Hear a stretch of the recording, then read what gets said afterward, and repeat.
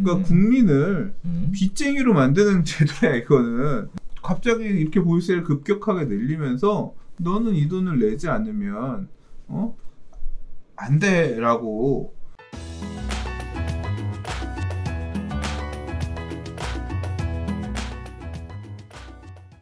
좋아요와 구독하기는 사랑입니다. 네, 안녕하십니까. 2020년 7월 11일 한 발 앞서 소식을 전하는 고품격 부동산 토크쇼 부동산 별별 시사에 오신 여러분을 환영합니다. 와, 쇼킹이었어요 어제. 안녕하십니까. 네, 쇼킹. 완전 쇼킹이었는데 저는. 네. 충격적인 일이 많았어요. 그러니까 말이에요. 네. 그래서 바쁘셨다고? 좀 막 너무 사실 좀 두통, 머리가 아팠어요. 네. 왜 머리가 아파요? 일단 저는 전날 박원순 시장님 그 실종 신고, 그다음에 뭐 결과적으로는 안 좋게 결과가 됐지만 그것도 너무 충격이었어요. 사실 새벽 3시까지 막 뉴스 이런 거 보고 그랬어요. 그래서 그거 발표하는 거 이런 거 다 보고 그리고 아이고 고인이 되신 거 확인하고 그리고 뭐 서울시를 이렇게 이끌어가시는 방향이나 이런 측면에서는 뭐 동의할 수 없는 부분이 많았지만 뭐 이런 식으로 마무리가 되니까 너무 좀 충격이었어요. 그러니까 허망하다고 해야 되나 황망하다 그래야 되나, 이 감정이 참 되게 애매한 그런 거였죠. 아무튼 그랬고 다음날 자고 일어났더니 뭐 그 전날부터 이제 계속 얘기가 있었지만 그렇죠. 네, 요새 막 이렇게 신경질적이라는 느낌이 되게 많았거든요.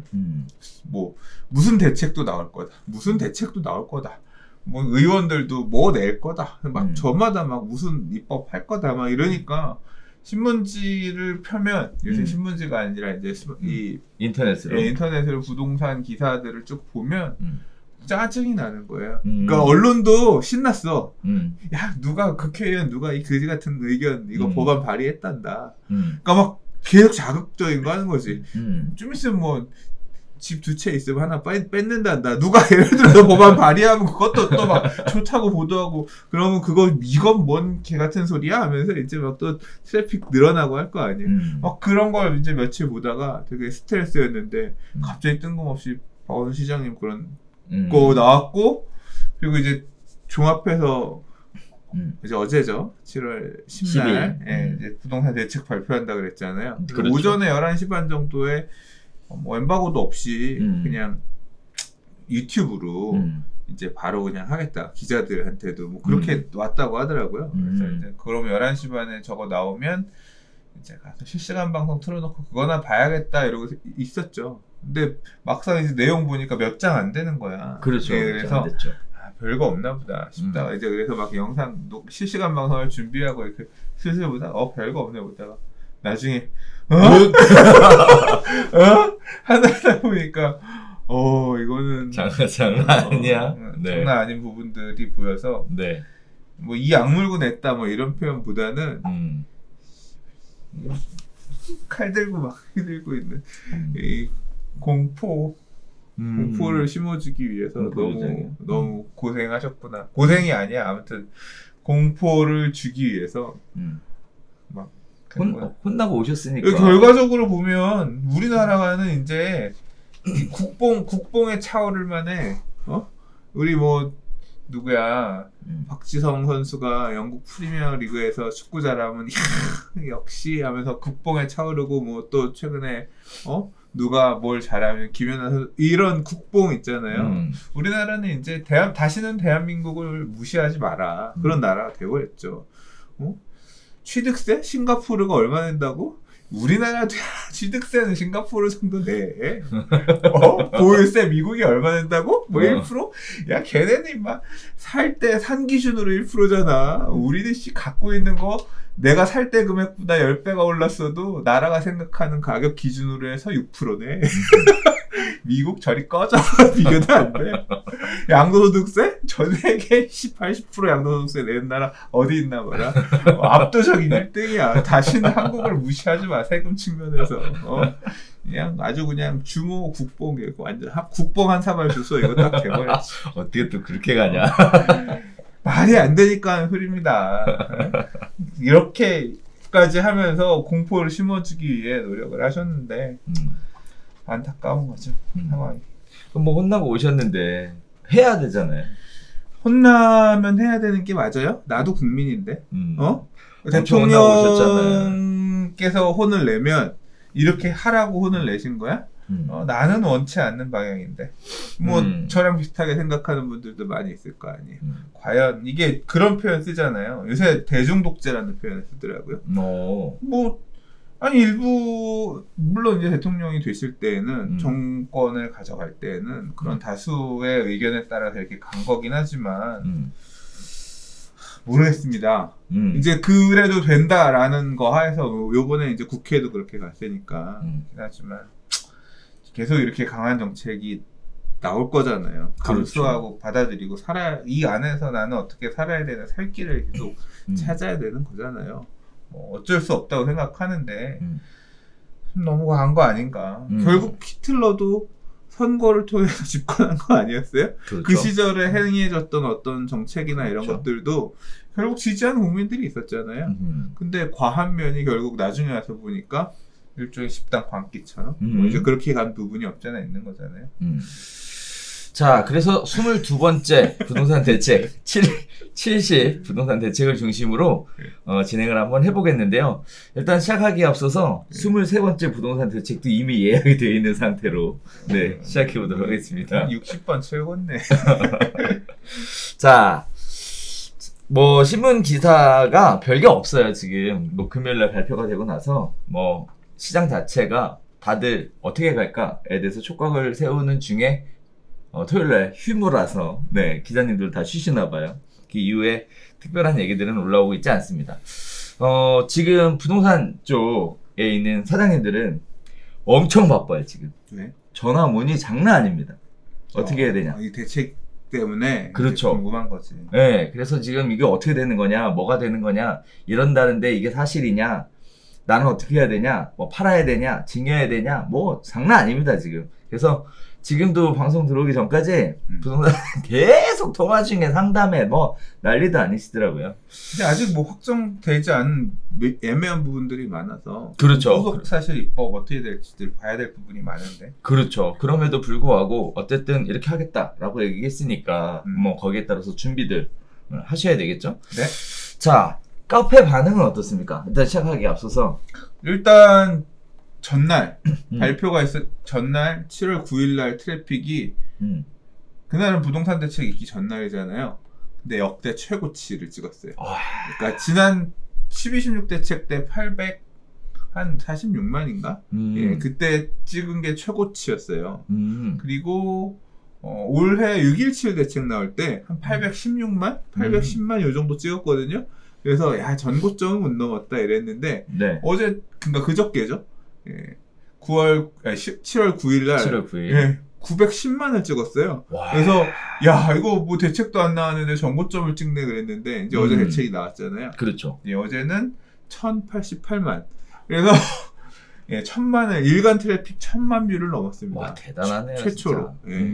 그만큼 시장에 관심이 집중되었다. 그러니까 어마어마하게 많이 들어와서 보고 물어보고 댓글 남기고 했고 하루에 댓글이 뭐 6, 7만 개 달렸던 것 같고요. 와, 그리고 대단하네요. 결국 그게 부동산 사장님들 바쁜 거랑 똑같아요. 그러네. 나 어떻게 되냐. 이거 남들한테 어떻게 돼요? 정보 확인했어요? 물어보고 이런 피드백 자금들이 엄청 많은 거죠. 그러니까. 예, 그래서 이제 그렇게 보면서 난 어떻게 살아야 될까? 살 길을, 살 방향을 찾는 이제 이런 댓글들, 문의들도 많았고 또 어떻게 시장에 흘러갈 것이다.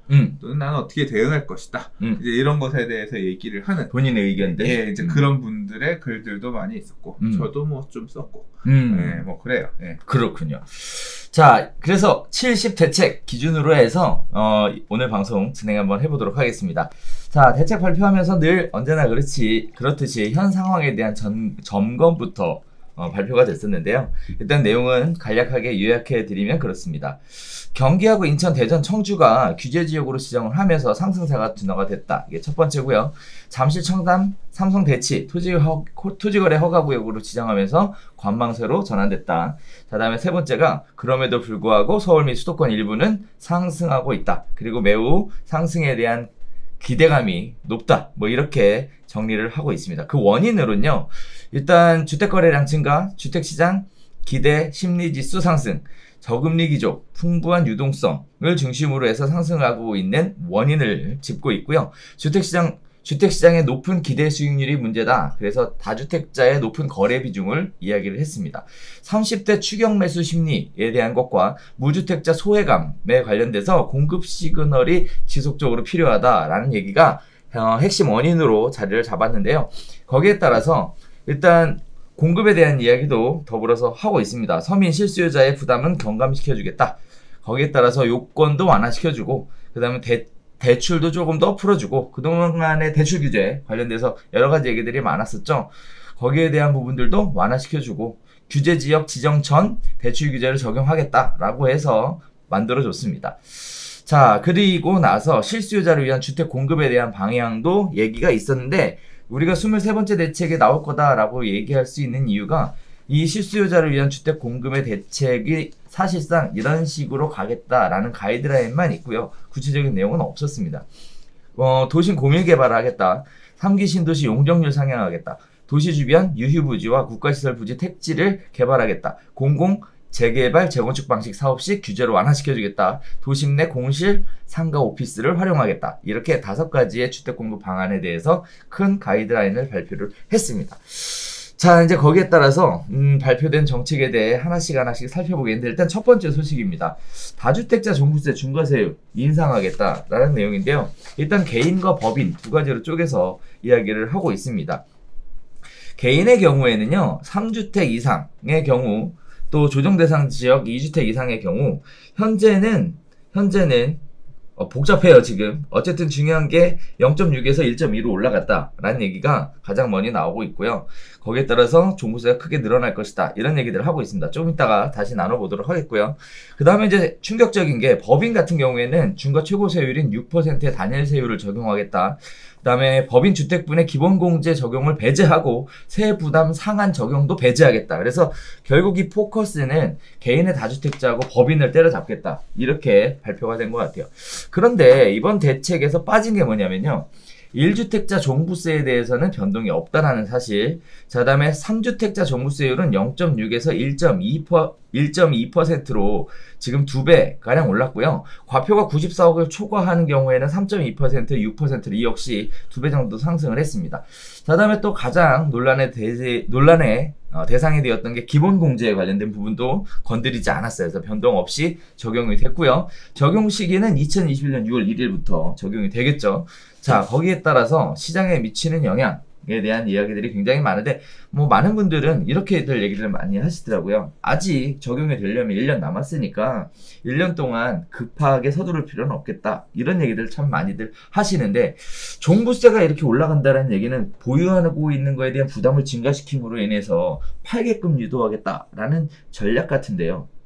이러한 전략이 효과가 좀 있을까? 하는 얘기들은 모르겠어. 근데 이게 볼 수 없는 수준이에요. 그러니까 예를 들어 서울에 2주택이면 조정 대상 지역 2주택이잖아요. 그렇죠. 이번에 규제 지역이 대폭 확대가 됐기 때문에 예를 들어 인천에 하나, 서울에 하나도 2주택이에요. 조정제 2주택. 그러면 세율이 종부세 세율. 그러니까 이 종부세라고 하는 게 갖고 있는 주택 가격을 더해서 이제 인별로 더해서 그렇죠. 이 더한 가격이 6억을 초과하게 되면 그거에 대해서 초과분에 대해서 내게 되는 게 종합부동산세거든요. 그렇죠. 근데 원래는 1주택자라고 하면 0.5% 이제 0.5에서 2.7 사이에 대부분의 경우는 1% 이하의 종부세를 내요. 이제 그렇게 될 거였는데 내가 인천에 집 하나 더 갖고 있으면 딱 그거에 더블 정도 낸다고 보시면 돼요. 그러니까 1.2% 제일 시작 구간이 1.2거든요. 예를 들어 과표 구간이 10억이잖아. 그럼 1200 종부세 나오는 거예요. 예. 한 달에 100만 원씩 세금이야. 근데 1.2가 제일 낮은 거예요. 그러니까요. 예, 실질적으로 많이 걸릴 부분 제가 보니까, 그러니까 예를 들어 서울에 2채 정도 들고 있는 종부세 대상자라고 하면 과표가 6억 공제를 받게 되면, 그러니까 내가 합쳐서 서울의 아파트 가격 2개를 더했는데 6억짜리 하나, 6억짜리 하나에서 12억이다. 그러면 12억이 가격이잖아요. 그러니까 시가는 더 되지. 그렇죠. 예를 들어 한 그렇죠. 8억 정도 하는 집이 한 6억 정도 공식 가격이 잡혀 있는데 그럼 12억이다. 거기다 그러면 12억에서 6억 공제를 해주면 6억이 과세 표준이 돼요. 6억이 이제 과표가 되는 거예요. 그렇죠. 근데 요 6억에서 12억 사이에는 얼마가 적용되냐면 2.2%가 적용돼요. 이제 2주택이기 때문에. 그렇죠. 그러면 2.2%면 622, 1220인가요? 아니 1440인가? 그렇게 되잖아요. 네. 네. 네. 그럼 한 달에 100몇십씩이 종부세로 나가는 거예요. 2.2%면. 그러니까 대부분 2주택 정도로 해서 종부세 걸리는 분들도 세율이 2.2에서 3.6% 정도 걸리거든요. 이게 3.6이라고 생각해봐. 가액이 12억 초과니까 이거는 12억에 대해서 예를 들어서 이게 맞는다고 두들겨 맞는다고 보면 아니지 그렇죠? 그렇게 본다고 보면 뭐 3천 얼마잖아요. 예, 그러면 그거 한 달에 200 몇십씩 종부세 내야 되는데 이거 감당 가능해? 현금이 엄청 많은 사람들 같은 경우는 가능할 수 있는데 현금 가용이 현금 흐름이 좋지 않은 분들 같은 경우는 진짜 꽥 소리 나는 수밖에 없어요. 그러니까 이분들 얘기하시는 것도 지금 많이들 얘기하는 게 정권 끝나고 보자. 2년 정권 남았고 그러니까 그 이후에는 좀 뭔가 완화되는 가능성이 있잖아요. 만약에 정권 연장되면 그러면 그때 가서는 이거 안 바뀐다고 하면 실제로 2년은 어떻게든 있는 돈 없는 돈 짜내서 이거 내면서 버텨보지만 2년 뒤에 가서 야 도저히 나는 이제 올해도 이 종부세는 낼 돈이 없다 라고 하면 이제 그때 가서 이 대통령 누가 되느냐에 따라 내가 볼 때는 왜 또 정치 얘기야 또. 아니 그게 아니라 그러니까 매도인들 이거 지금 종부세 이 높아지는 종부세 세율을 내면서 버티는 분들이 인내심이 언제까지일 거냐. 그렇죠. 2년 플러스 알파라는 거예요. 그러니까 내년에 한번 내고 그 이듬해 바라보다가 판단을 하지 않을까. 그럼 매물이 실제 나오는 시점은 언제다? 이제 그 나올 거냐 들어갈 거냐 결정되는 시점은 아마도 내후년 2022년, 23년 이제 이 보유세 중과에 눌려서 가는 물량들은 그쯤 나올 것 같고요. 이번 대책에 따라서 제일 불행한 사람의 케이스가 예상되는 게 있는데, 그거는 좀 이따 우리 이 대책들 얘기가 다 나오면, 예, 그 다음에 이번 대책의 결론까지 해서 얘기를 할게요. 오, 좋습니다. 예. 자, 아무튼 그래서 이 종부세는 엄청 무섭다. 엄청 무섭고, 이게 매달 내야 된다는 거. 이거 사실 이번 상승장에서 집 사서 좀 돈 벌어보신 분들 종부세 안 내보신 분들 많을걸? 그렇죠. 실제로 왜냐하면 과표가 그렇죠. 안 높았기 때문에 종부세 안 내보신 분들 별로 무섭게 생각 안 하시는 분들 많이 계실 거예요. 근데 많이 못 느끼니까. 이거 만만치 않아. 무서워. 계속 내본 사람들은 안다고. 이게 무섭단 말이에요. 그래서 이게 팔고 싶어도 양도세 중과 때문에 못 팔잖아요. 그렇죠. 이번에 또 중과 세율도 또 건드렸잖아요. 뒤에서. 그렇죠. 이제 그래서 바로 할 이게 거죠. 네. 진짜 만만치 않거든. 그래서 불편한 어떤 그런 세금이 엄청나게 예상치보다 많이 늘었다. 자, 그리고 이제 법인을 아예 조져놨죠. 예, 원래 4% 단일세율 적용한다고 할 때도 6.17 때 꼭 놀랬는데, 그렇죠. 그리고 6억의 기본공제도 없앤다고 그랬으니까 그냥 법인 보유하는 거는 기본공제가 없으니까 바로 종부세 똑 맞는 거잖아요. 그렇죠. 그러면 이게 세율이 근데 원래 4% 최대 세율인 4% 간다 그랬는데 6% 간다 그랬잖아요. 이건 죽으란 소리예요. 그러니까. 예, 뭐 6%. 근데 이게 제일 하나 변수가 제가 우리 별별 수다에서도 그런 얘기 했어요.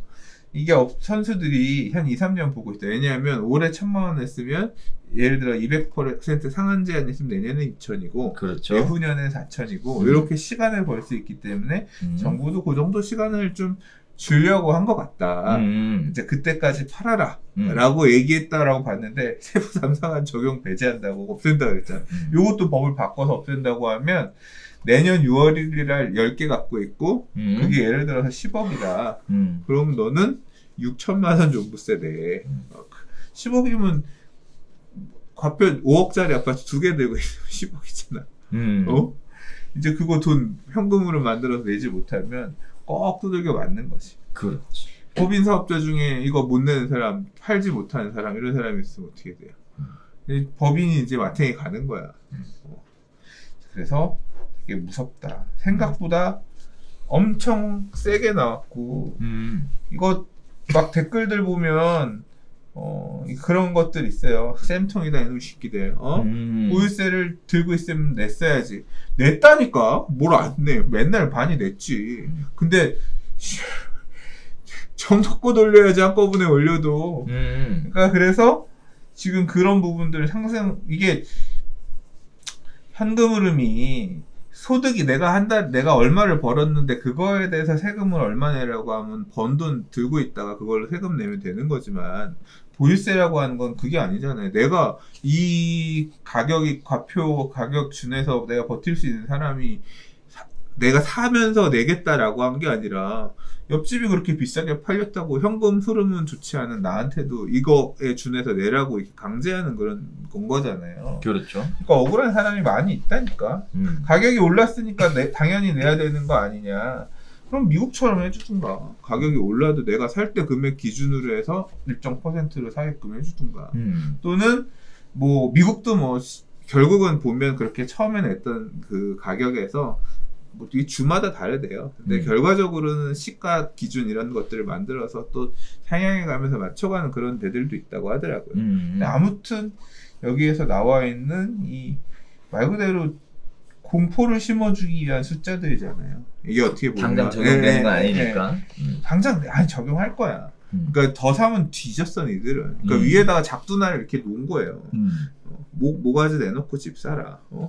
그러니까 그런 공포를 되게 심어주기 위한 그런 숫자들로 보인다. 세금으로. 옛날에는 그냥 가서 넌 깜빵 가서 죽어였으면 지금은 이렇게 돈으로 죽이게끔 세금으로 죽이게끔 했구나. 무섭다. 종부세가 처음 만들어질 때는 이제 세대별 합산이었는데 이게 위헌 판결이 돼서 인별 합산 형태로 바뀌었죠. 거기에 따라서 일단 많은 부분들이 완화가 되는 것으로 이렇게 느껴지게 됐습니다. 그 중에 하나가 뭐냐면 인별로 쪼개서 보유하고 있었던 케이스였고요. 이러한 부분들 때문에 사실 부부 공동명의 소유자가 굉장히 많이 늘어났었던 이런 일들이 있었는데, 자, 그럼에도 불구하고 이번에 대책이 발표가 됐으니까 지속적으로 보유하겠다라고 얘기하면 인별 분산, 즉 증여라는 제도를 선택을 해서 이렇게 쪼개서 나눠가지고 계시면 종부세에 대해서 뭐 세율도 좀 낮출 수 있고요. 또 더 나아가서는 안 낼 수도 있는 이런 얘기들이 많이 있어 왔어요. 근데 이제 문제는 미혼이거나 또는 결혼 안 하거나 하시는 분들 입장에서는 이제 증여가 사실상 불가능한 상황이라서 이제 이분들이 매도에 대한 생각을 할 거냐 아니면 이걸 계속 그냥 버틸 거냐 이런 생각을 해야 될 것 같은데, 그동안의 생각은 뭐였냐면요. 많은 분들이 세금 1200만 원 종부세 더 내는 것보다 가격 상승폭이 더 크니까 버텨. 그래서 보유하자. 뭐 이런 얘기가 굉장히 많았잖아요. 근데 이제 이렇게 돼버리면 굉장히 좀 어려워지지 않을까라는 생각도 들고, 또 하나는 개인으로 갖고 있다가 법인으로 갖고 있다 이런 식으로 쪼개서 갖고 있었는데 이것도 안 되는 거죠. 법인을 여러 개 만들어서 분산해볼까? 뭐라는 생각을. 그러니까 법인 쪼개기에 대한 얘기를 하는 사람들도 있는데, 그러니까 법인, 주택 하나당 법인 하나씩 하면 되지 않냐. 근데 법인, 그것도 세금 많고, 사실 그렇게 큰 좋은 선택은 아닌 것 같아요. 법인 관리 어떻게 해?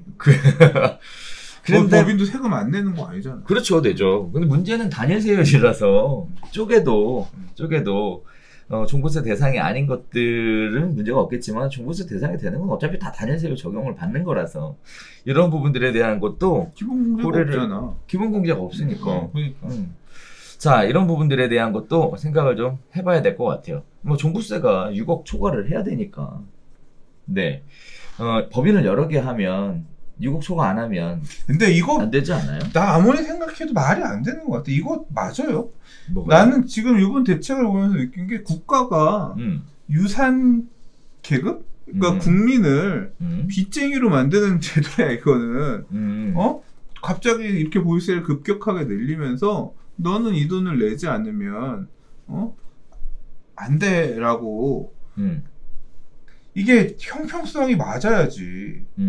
주택은 이런데 세율 이 정도 세율이 적용되는데 토지나 아니면 상가 건물이나 이런 경우 같은 경우는 이거에 준하는 세율이 안 적용되잖아. 그렇죠. 주식이나 뭐 그렇죠. 등등 똑같은 또 다른 누적 가처분 소득의 형태인 자산인데 너무 이건 형평이 어긋난 이게 이렇게도 이게 아무리 이게 부동산 가격 안정화를 위해서 이게 면이 서는 그런 제도인가? 뭐 장기적으로 보면 전 그런 생각도 들더라고요. 이렇게 하면 종부세 내야 되니까 허리띠 졸라 매야 될 거 아니에요.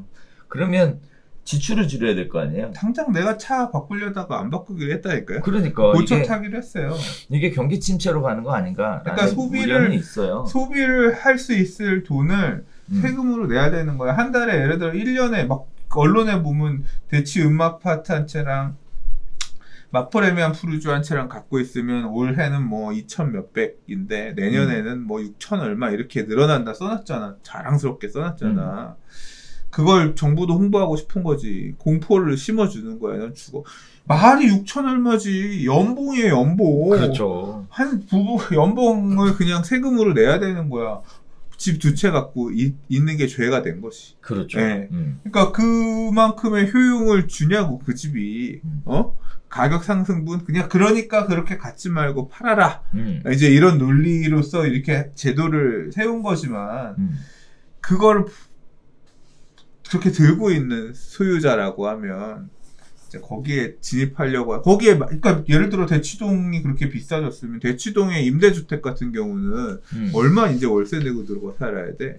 그 높은 대치동의 임대주택이라고 하는 거는 예를 들어서 1주택자의 물건이 아니라 다주택자의 물건이라고 하면 대치동의 다주택자 물건이면 보유세를 많이 내고 있을 거 아니에요, 그 사람. 그리고 그 사람 6천만 원 종부세 내가면서 그 집 들고 있는 거 아니야? 그럼 월세를 얼마를 내야 되는 거야? 그 사람도 뭐 아무튼 머리가 아픈 상황이다. 그러니까. 그래서 머리 아프니까 팔아라.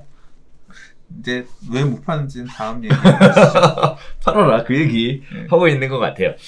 자, 두 번째 이야기로 가겠습니다. 양도소득세. 이번에는요 단기 양도 차익 그리고 규제지역 중과세율 인상에 관련된 이야기가 나와 있는데요. 일단 첫 번째가 단기 양도 차익을 환수하겠다라는 얘기입니다. 2년 미만 단기 보유 주택 양도소득세율을 인상하겠다. 1년 미만인 경우에는 70%, 2년 미만인 경우에는 60%, 분양권의 경우에도 60%의 양도소득세율을 매기겠다 이런 얘기입니다. 자, 그 다음에 규제지역 다주택자 중과세율이요. 기본세율에다가 2주택자 10%였었죠. 근데 20%로 3주택자는 기본세율에다가 30%로 해서 다주택자가 규제지역에 집을 매도하는 경우에 양도소득세를 이렇게 올리겠다라는 얘기가 발표가 됐는데 여긴 또 재밌어요. 이런 얘기가 나와 있습니다. 사람들이 팔 수 있는 기회를 주기 위해서 적용 시기를 2021년 6월 1일부터로 하겠다라는 얘기가 발표가 됐는데요. 저는 개인적으로 좀 지켜보고 있는 것 중에 하나가 지난 중과배제, 장특공제 배제 관련된 얘기가 있었죠. 6월 30일까지 불과 얼마 전까지 적용이 됐었습니다. 거기에 따라서 증여 또는 소유권 이전, 매도 이런 쪽으로 해서 사실 시장에 매물이 나오긴 나왔거든요. 근데 그거 다시는 안 하신다고 강하게 얘기하셨잖아요. 그리고 이 김현미 장관이 어제 7월 10일 날 네. 발표하면서도 다시 한번 얘기를 강하게 했어요. 저도 유튜브로 봤으니까 불로소득 용납 안 하겠다. 그러니까 먹었으면 토해낼 생각하고 팔아. 그러니까 너 지금 요번에 좋은 시절에 가격 많이 오를 때 싸게 사서 많이 먹었지 팔게 허락은 해주는데 요번에 봤잖아요. 80% 내놔, 70% 내놔. 토해내고 가져가. 그냥 다 내놓으란 소리예요. 이 상승분을 네가 먹을 생각하지 말고 토해내라. 그러니까 다 뺏어가겠다는 거죠. 그렇죠. 네. 지금 사면 앞으로도 그럴 거지만 이제까지 먹은 것도 토해내. 뭐 이런 포지션에서 얘기를 하는 거예요. 그러니까 그게 지금 현재 내년 6월 1일 전까지만 팔면 그래도 조금 숨통은 튀어 있는데 이게 내년 6월 1일이 넘어가 버리면 그때는 꽉 조이는 거잖아요. 뭘 튀어 있어? 10% 차인데. 50%가 엄청나게 크죠. 지금 70%야. 네. 예? 많이 먹은 사람들 45%에다가 5억 초과분에 대해 45%에다가 30% 더하면 72%. 이거에다가 지방소득세 10% 더하면 79.1%. 80% 맞나? 아무튼. 예.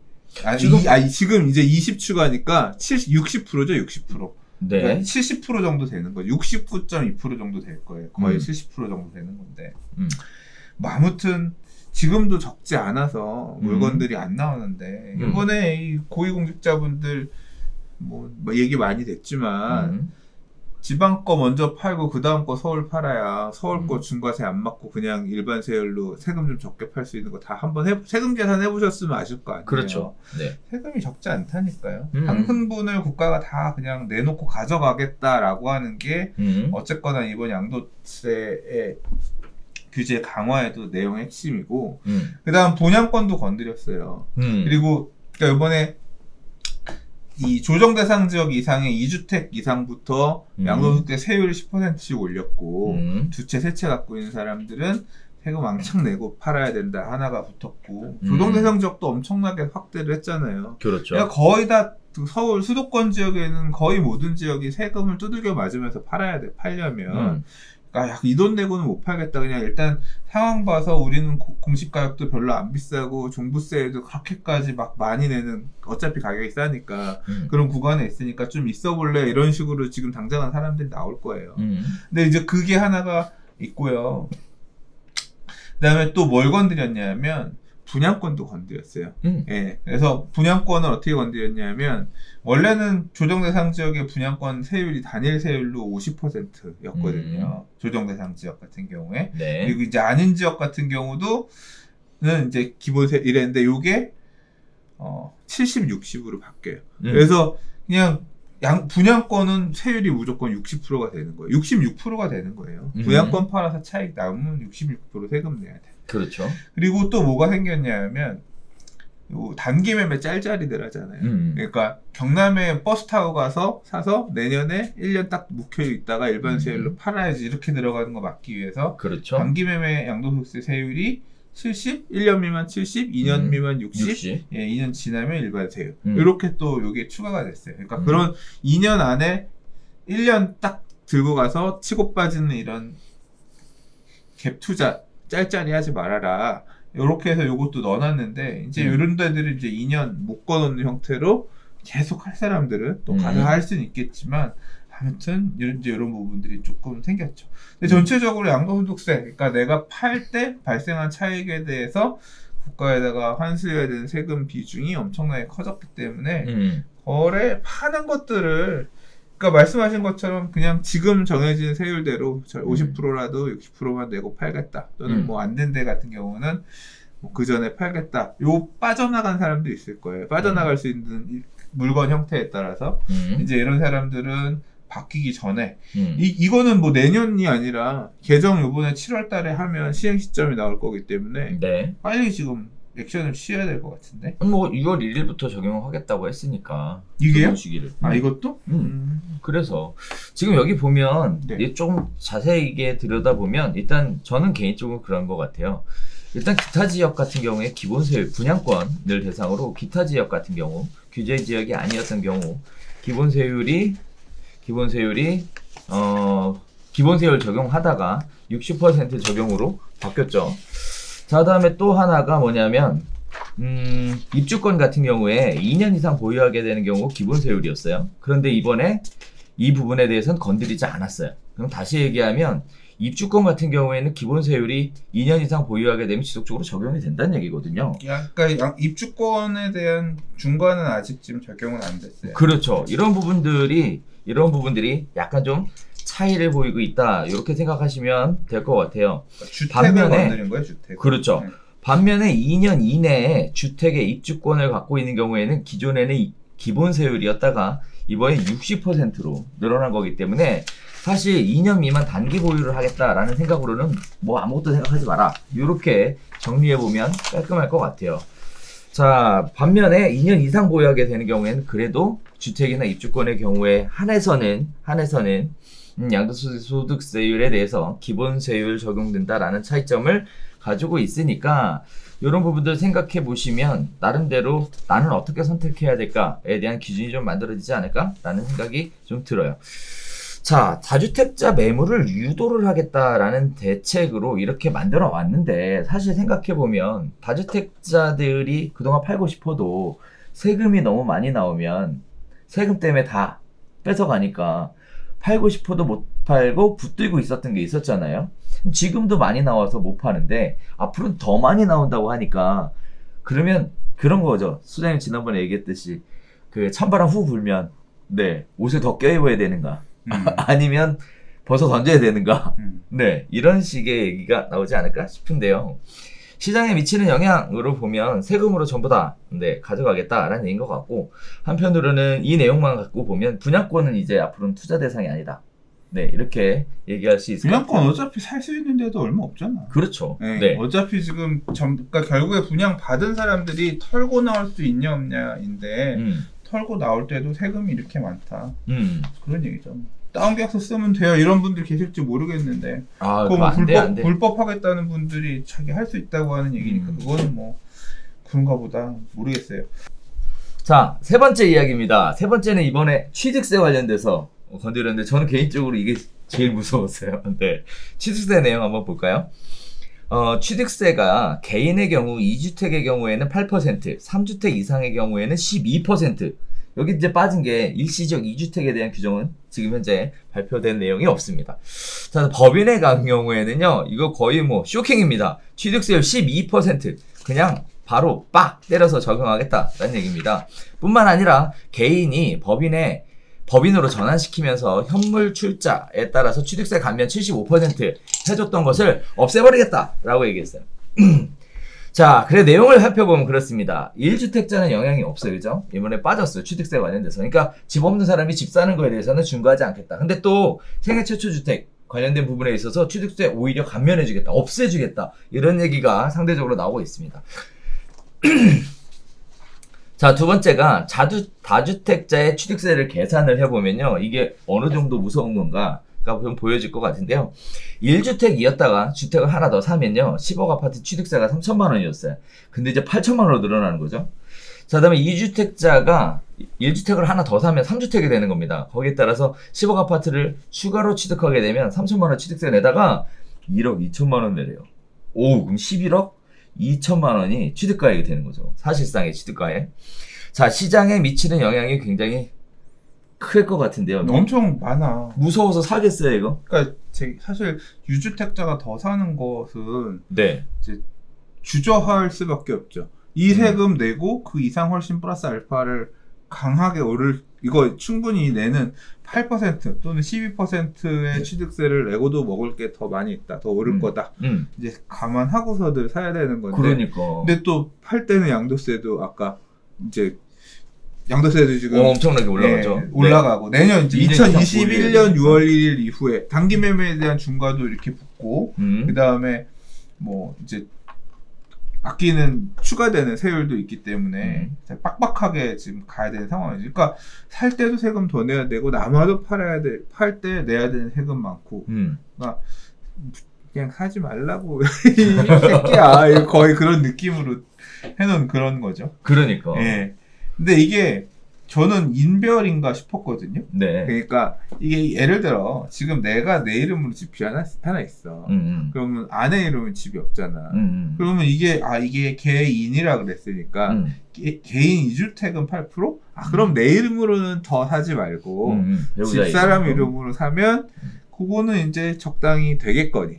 뭐 그렇게 되면 가족 4명이면 4인이네. 4개 살 물론 이제 자금 출처가 문제지만 그렇게 생각을 했는데요. 네. 제가 이거 물어봤어요. 혹시 이게 인별인가요? 세대별인가요? 막 댓글도 많이 물어보고 해서 법무사님한테 물어봤어요. 전화했더니 지금 이미 사실 4주택부터 바뀌어서 12, 16 그 대책에 따라 바뀌어서 4주택 이상 살 때는 1에서 3%에 대한 감면이 적용 안 되고 4% 4.1에서 4.4에서 4.6 사이에 지금 세율 나가잖아요. 맞아요. 그래서 요거를 물어봤더니 세대 기준이래요. 이미. 그러니까 4주택 내 이름으로 3개 있고 집사람 이름으로 하나 사면 4% 세율을 냈었는데 그러니까 이게 그걸 카운트를 세대 기준으로 카운트한대요. 그래서 취득세 낼 때 요 그 가족관계증명서 서류를 본다는 거예요.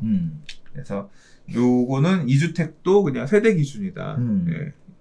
집에 주택이 있는 사람이 있는데 하나 더 사면 8% 내야 되는 거예요. 그럼 어떻게 또 세대 분리? 이혼하고 뭐 진짜 이거 더 살려고 그 짓을 해야 돼. 그러니까 말이야. 그러니까 아무튼 그래서 요게 유주택자가 집을 더 사는 거는 이게 기존에 짤짤이 하러 가는 사람들 양도소득세 단기 매매 중과로 막혀 살 때도 취득세 8% 내야 돼. 그러니까 만만치 않다. 그죠. 네. 그것도 또 법인으로 살 거 미리 대비해갖고 법인은 그냥 12%빡 때려버렸어요. 법인 아예 그냥 네. 이 놈의 새끼들 이렇게 딱 아예 그냥 이번에 그동안 계속 법인으로 만들어서 1인 법인 해서 계속 일이 아니지. 집을 하나 가진 여러 개의 법인. 네. 난 10법인 갖고 있어. 물론 그런 사람 보지는 못했습니다만 네. 할 수도 있긴 있었겠죠. 그런 부분들 때문에 이제 지방에 그렇게 버스 타고 다니면서 법인 명의로 그렇게들 많이 사셨더라고요, 사실.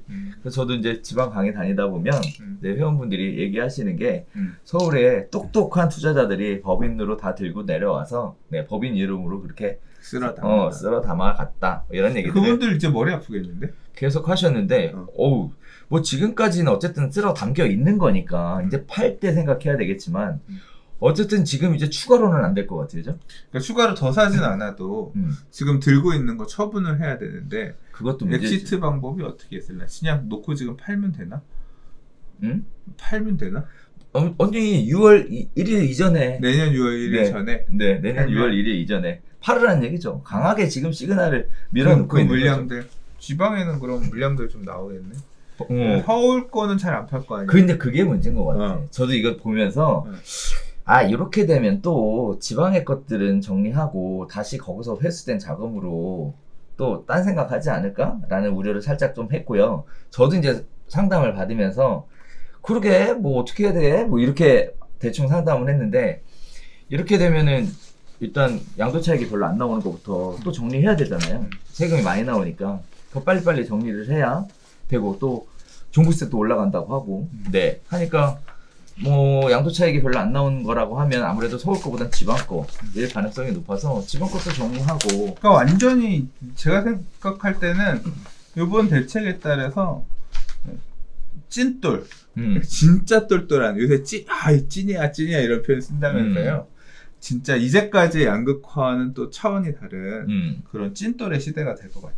그러니까 이런 좀 왜냐하면 어중뛴 거 2주택 하나만 하더라도 조정 대상 지역 이상 2주택이면 세율이 따블이잖아. 그렇죠. 예, 그러니까 그거 들고 있어서 저거 하느니 그냥 어쭙지 않은 애들은 덜 먹었으면 손해를 보고라도 털어서 뭐 많이 못 먹었으면 그거 더 먹으려고 기다리지 말고 털 거 털고 그냥 하나만 똘똘하게 대신 뭉쳐가지고 똘똘한 지역에 하나만 잘 들고 왜냐하면 하나만 들고 있으면 보유세가 버틸만한 그때 예, 그런 형태로 이제 좀 그리고 이 종부세라고 하는 게 인별과세이기 때문에 인별로는 가질 수 있잖아요. 그렇죠. 물론 지금은 취득세가 너무 높아져 버려도 세대별 8%면 더 사는 건 좀 부담스럽겠지만 예, 그러나 이제 좀 가능하다면 아내 하나 남편 하나 이런 식으로 해서 들고 있는 자산을 핵심 자산으로 이렇게 뭉쳐서 갖는 형태가 그렇게 가고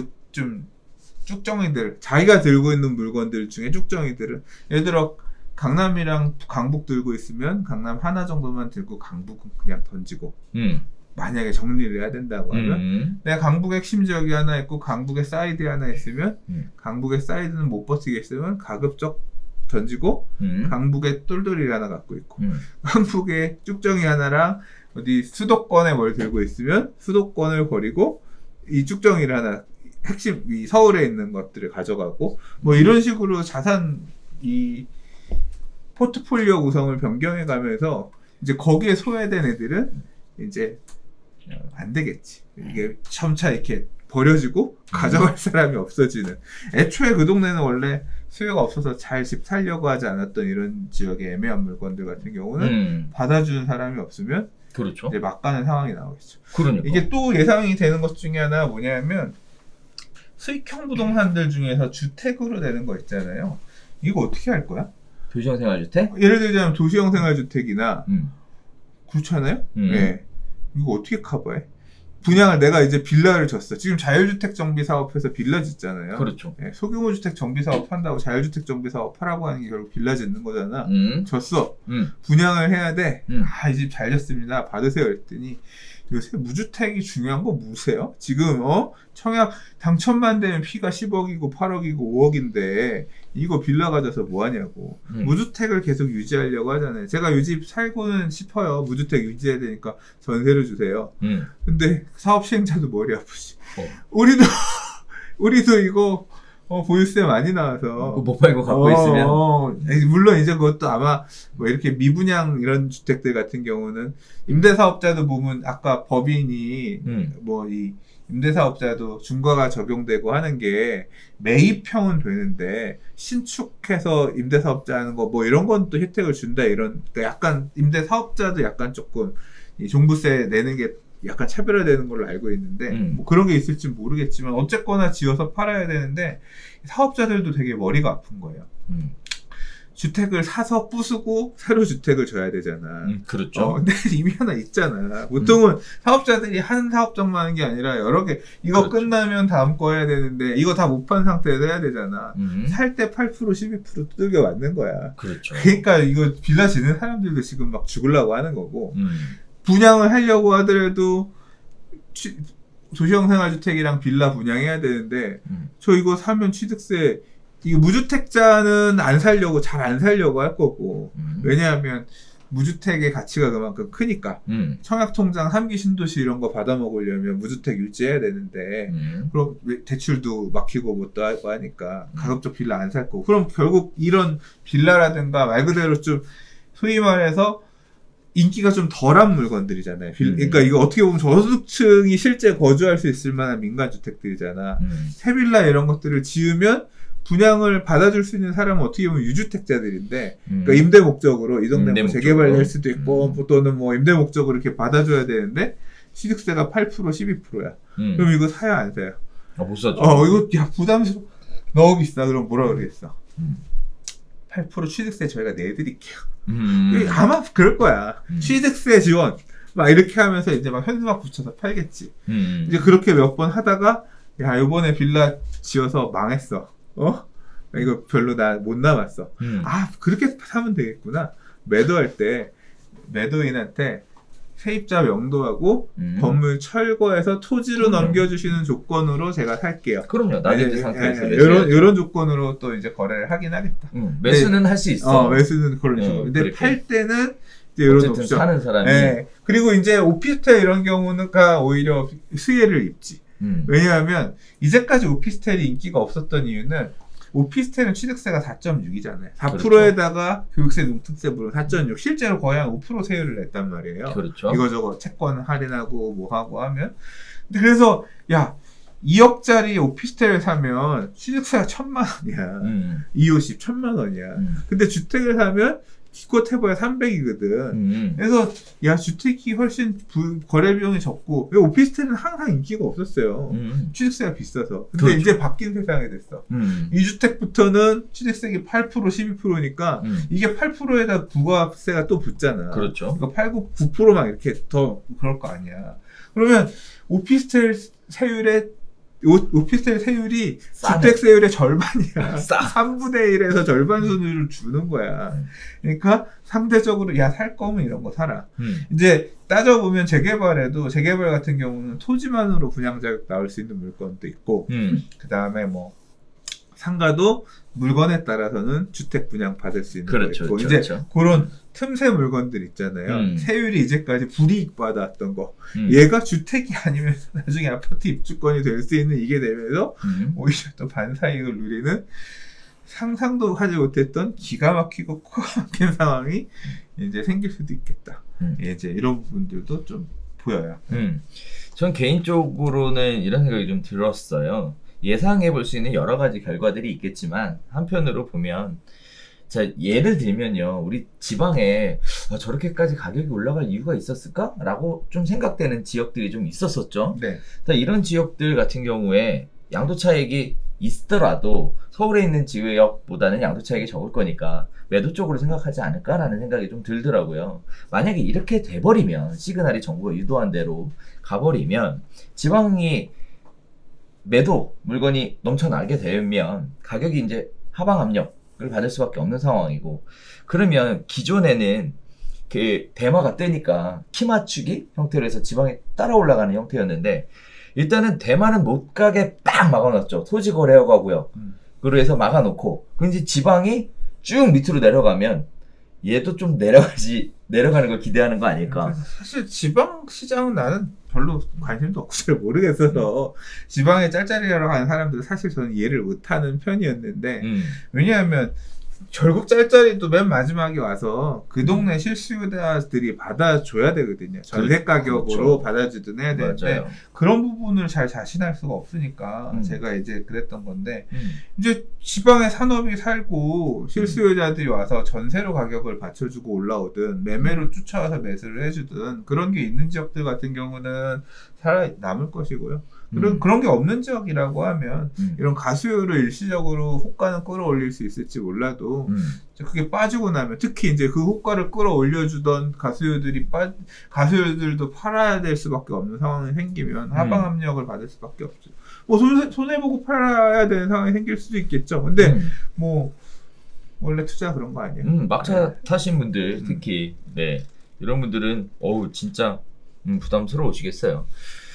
또 한편으로 생각해보면 주제 토지거래 허가고요 관련돼서 완전 심하다고 그 얘기 들으셨어요? 허가가 안 나온다는데? 허가 안 나와요. 허가 그냥 들은 얘기 중에서는 네. 꼭 이거 입주하셔야겠어요. 저 직원이 아 그래요? 이거 꼭 여기 이거 들어가 사셔야 돼요. 허가 내주기 싫은 거야. 그렇죠. 꼭 사셔야 돼. 그래서 이게 뭔 개소리야. 그래서 허가를 그래도 살아야 되겠다고 얘기했더니 이 얘기 하더라고요. 가족들 통장 다 갖고 오래요. 야 진짜 위는 위에대로 틀어 막아놓고 밑에는 지금 완전 뭐 거의 뭐 이렇게 막 이렇게 난도질을 하고 있는 상황인 것 같은데 어찌됐든 제일 중요하게 이번 대책에서 영향을 미치는 게 저는 취득세 부분이 아니었을까? 취득세가 해요. 이제 싱가포르 당장 영향을 미치는 거니까 이거는. 그래서 요번에 이제 대책 나온 것 중에 그래서 결론적으로 보면 진짜 찐또래 시대로 하나 갈 것 같고요. 그리고 진짜 불쌍한 사람이 나올 거예요. 제일 불쌍한 사람. 뭐? 제가 이제 이번 상승장에서 지난 장에도 그랬단 말이에요. 장이 가면 갈수록 뭐가 힘들어지냐면 장의 후반부로 갈수록 현금이 진짜 절실해져요. 대출을 쓰고 싶어도 빌려주질 않아. 대출이 막혀서 돈을 옛날에는 돈이 흔했는데 대출을 받고 싶어도 대출이 더 나오지 않아서 이런저런 규제로 당길 수 있는 자금은 되게 제한되어 있는데 내야 될 부담은 늘어나요. 보유세 부담은 이렇게까지 높아질 줄 몰랐지만 계속 예상치보다 더 많이 지속적으로 내야 되는 부담이 생기거든요. 근데 그 상황에서 팔아서 내면 되지라고 생각하겠지만 팔아도 다 뺏어가는 거야. 그러면 뭐냐면 자산은 많은데 이걸 팔면 내 손에 쥐어지는 돈은 빠는 것이. 근데 매년 내야 되는 보유세는 되게 많은 거야. 자, 이게 어떻게든 되겠지가 아니라 그래서 생각하셨던 게 있잖아. 뭐? 왜?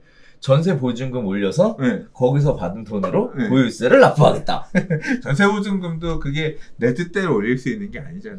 시장이 전세 가격이 올라주거나 그런 게 받쳐져야지 올릴 수 있는 거잖아요. 그건 그렇죠. 사실 어떻게 보면 변수인 거예요. 해피하게 올라주면 해피한 건데 막 집을 너무 많이 줘가지고 전세 가격이 되게 안정화됐어. 그러면 못 올리는 거야. 그래서 그건 사실 그것만 너무 바라보면서 이 자금 운용 계획을 세우면 안 되지. 그러니까 현금 흐름이 졸라 중요해. 현금 흐름이 진짜 중요해. 상승장의 하반기로 갈수록 중요한데 중요하다고 계속 생각했어요. 근데 역시나 이렇게 되잖아요. 이제 이 정도까지 될지 모르겠지만 지금 이제 요번 앞으로 나올 시나리오 중에 제일 불행한 사람들, 제일 불쌍한 시나리오가 이거예요. 종부세를 내라고 했는데 내가 아끼고 안 쓰고 막 이래서 어떻게든 내려고 버텼는데 못 냈어. 그럼 어떻게 돼요? 뺏어가요. 국세 체납이잖아. 그렇죠. 압류해지. 그럼요. 압류할 거 아니야. 네. 그러면 압류해서 내라고 싫어, 이거 싫어. 하다가 네. 못 내면 보다 뭐 하겠어. 공매 넘기겠지. 그러니까. 네, 공매 넘기면 그 공매집 뺏길 거 아니야. 뺏기죠. 공매로 사는 사람들이 사갈 거 아니야. 뭐 시가보다 싸게 사가겠지. 그렇죠. 그러면 공매로 사가는 사람이 가전 집 뺏겼잖아. 그럼 끝이야? 아니지. 양도세 내야지. 양도세 얼마? 70% 80% 세금 내야지. 그러니까 보유세를 뺏기다가 공매당에서 공매당에서 집 뺏기는데 세금으로 7, 80%또 뜯어가. 그럼 이거 어디 가서 이게 나라가 국가가 제도를 바꿔서 집을 뺏어가는 게 내일부터 너 집 내놔 이게 아니라니까. 이렇게 뺏어가면 뺏어가는 거예요. 네. 그렇게 지금 제도를 만들었어. 그래서 이렇게 뺏기는 사람들이 앞으로 나올 거예요. 언제? 내년 이후. 그러니까 내년에 종부세 부과하면 적절하게 엑시트하려고 했다 못한 사람들 이런 사람들 중에서 공매 압류되는 사람들 나올 거고 공매 처분 결과 나오면 2022년 2023년에는 이게 사회적 이슈가 되겠죠. 이슈가 될 거예요. 근데 당장도 뭐 그런 것들이 싫어서 팔고 싶어서 매물을 내놓다 하더라도 살 수 있는 수요가 굉장히 제한되는 거 아니에요? 취득세가 이렇게 유율이 올라가 버리니까. 거래가 매수자들 제한적으로 접근할 수밖에 없죠. 그러니까요. 그래서 사실 개인적으로 보면 팔고 싶어도 못 파는 시장이 다음 주에 열리지 않을까? 그러니까 결론은 나는 살아남아요. 니들은 힘들어도 나는 살아남아야 되는 거야. 그러니까 각자 도생이 그래서 나온 말이고 나는 어쨌거나 최대한 보유세 버틸 수 있을 만큼 깔고 이 보유세를 버틸 수 있을 만큼 깐다는 게 엄청나게 힘든 삶을 살아야 된다는 거예요. 쓰고 싶은 거 못 쓰면서 아끼면서 살면서 이렇게 해서 버텨야 된다는 거기 때문에 지난 텀에 우리가 그런 것 때문에 부담을 실질적으로 느껴봐서 뭔가 공격적인 이런 거에서 한 발 거리가 떨어져 있잖아요. 그렇죠. 그렇죠. 네. 그러니까 지난 텀에는 뭐가 그걸 했냐면 이자가 그렇게 했어요. 지난 텀에는 이자가 7%대 후반 막 지금 저축은행은 12%도 나왔었고요. 그 당시에 막 미쳐서 돌아갈 때는 막 집값이 2배 막 오르니까 12% 금리도 막 사람들 쓰고 그랬어요. 집 산다고. 근데 이제 그 당시에 막 새마을금고 이런 게 내서 공격적으로 농협 단위 농협에서 공격적으로 대출하는 거 이런 것들 막 8.5% 이랬거든요. 1금융권 금리가 7%대 갔었고 지금으로 상상할 수 없죠. 그러니까 그 이자를 내면 사람들이 내는데 이제는 그 이자에 준하는 금액 이상을 나라가 세금으로 그래서 돈 받아간 놈의 주체만 바뀌었을 뿐이지 이 상승장 후반에서는 비슷한 지불해야 되는 이런 게 나타나는 거죠. 더 올라가지 못하면 이제 만세 부르는 그런 국면으로 이제 마지막 장으로 이제 넘어가고 있는 것 같아요. 그래서 저는 개인적으로는 그 당시에 버티다가 사업도 잘못돼가지고 어쩔 수 없이 소장님 얘기하는 막 그러다 잡는 거 싫어한다니까 그래서 그거 다 경험이야? 경험이야? 그래서 그런 부분들이 있어 왔는데 뭐 희망을 드리려고 하는 건 아니지만 어찌됐든 가격이 빠질 때는 올라갈 때보다는 천천히 빠지고 또 올라갔던 것보다 더 밑으로 빠지는 경우는 거의 없어서 네 어떻게 보면 누가 또 현금 많이 가지고 잘 버티느냐. 그렇지. 앞으로 네. 그래서 다들 존버라는 표현 쓰잖아요. 존나게 버틴다. 맞았어. 그거 엄청 써서 그때. 네. 존나게 버틴다. 네. 이 존버는 아무나 할 수 있지 않아요. 누가 할 수 있다? 돈이 있는 사람이 할 수 있다. 지금 앞으로의 존나게 버틴다는 돈 있는 사람만 할 수 있어요. 그래서 이 자금 흐름이 되게 중요하고 버티기 위한 자금들을 어떻게 하면 나는 잘 준비할 수 있을까? 그리고 어떻게 마련을 할까? 어떻게 처분을 할 거면 지금 더 되기 전에 그러니까 이거는 타이밍 재는 걸 잘 하셔야 될 것 같아요. 그러니까 뭐 계속 오르는 거 오를 수도 있겠지. 오를 수도 있지만 이 규제가 이렇게 쉽게 바뀌진 않을 거거든요. 아니, 정권이 바뀌면 바뀔까? 저는 그것도 그렇게 쉽지 않을 거라고 생각해요. 오르려면 8% 이상이 확실하게 올라간다는 보장이 딱 생겨야 되는 거 아니에요, 지금. 당장. 8% 오르고 매년 몇 프로? 그거에 대한 보유세 부분까지도 더해서 그 이상이 오르면 똔똔 되는 거예요. 그러니까. 네, 그래서 사실은 매력이 좀 떨어지는 구간이지. 그러니까. 그리고 저 개인적으로 해서 취득세 이번에 저희 쭉 보다가 이거 딱 나오고 나서 뜨악 했어요. 그냥 뭐 얘기하고 자시고 할 것도 없이 오우 야 나 같으면 이거 살까? 딱 이 생각이 벌써 저한테 질문을 하게 되더라고요. 오우 안 그래도 이제 그런 옛날의 경험들이 있어서 보수적으로 생각하고 보수적으로 접근하고 있는 상황에 사실 저도 쫄보고 대표님도 쫄보에 쫄보. 그런 상황에 어우 진짜 아찔아찔하더라고요. 그래서 아무튼 취득세 관련된 이야기 쭉 나눠봤는데 법인으로 취득하고 잔금 안 친 사람 어떻게 될까요? 잔금 안 치면 계약금 띄는 거죠. 아니 잔금을 칠 때는 그럼 취득세를 어떻게 낼까요? 법인 취득세? 법인 취득세도 준 거 아니에요? 여기 있잖아. 12%잖아. 12%. 그렇죠. 12%죠. 그런데 일단은 계약 시점 기준으로 그거는 그러니까 지난번에도 이렇게 바뀌고 이런 것들이 있을 때에는 법이 바뀌기 전에 행위를 한 것들은 입증을 할 수 있는 것들은 구제들을 해줬기 때문에 그런 부분은 뭐 크게 문제 안 될 것 같고요. 그러니까 뭐 지금 분양권 사놓으신 분들, 분양받으신 분들 입주할 때 나 2주택인데 중과되냐 이런 것들은 다 구제해주지 않을까 싶어요. 그러니까 요 대책 710 대책 이후에 새로 신규 주택을 사거나 이런 분들 좀 걸릴 것 같고. 그렇죠. 그리고 또 하나 놓치지 말아야 될 부분이 뭐가 있냐면요. 기자가 그런 질문을 했어요. 우회 증여, 그러니까 종부세, 보유세라든가 이런 거 회피하기 위해서 집을 팔기보다는 가족들이나 이렇게 증여하는 이런 것들 많이 있다고 했는데 이거는 냅둘 거냐? 그랬더니 이제 증여도 맞춤 대책을 준비하고 있다 이런 얘기 했거든요. 그거는 보도 자료에는 없고 직접 그렇게 그 얘기를 하셨었거든요. 그러니까 증여세 대책도 나온다는 얘기입니다. 그래서 나온다는 얘기네 진짜. 예, 그래서 지금 보시면 세대 기준으로 해서 증여세가 지금 아까도 그러니까 승계 취득이라고 하거든요. 이거를. 그러니까 누가 갖고 있던 물건, 권리 있는 물건을 승계해서 받는 승계 취득에 대한 세율이 8%, 10% 이렇게 올라가는 거예요. 근데 이제 내가 집을 지을 때 내가 없던 집을 만들었다 이건 원시 취득이라고 하거든요. 그래서 원시 취득은 원래 세율이 2.8% 이런 식으로 세율이 달라요. 상속받는 것도 2.8%. 맞아요. 그러니까 그래서 이 취득세 세율들이 다 어떻게 내가 물건을 취득하느냐에 따라 세율이 다 다른데 그러니까 증여세 세율은 3.5%예요. 무상취득 같은 경우는.